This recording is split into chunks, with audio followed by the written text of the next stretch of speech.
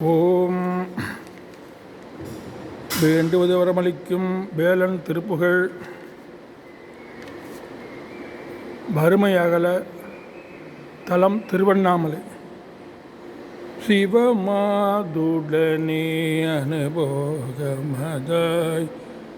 சிவஞானமுதே பசியாரி திகழ்வோடிருவோர் ஒரு ரூபமதாய் திகைலோகமெலாம் அனுபோகி இவனே எனமால் அவ அயனோர் அமரோ இளையோன் எனவே மறையோதே இறையோனிடமாய் விளையாடிகவே இயல்வேலுடன் மாருள்வாயே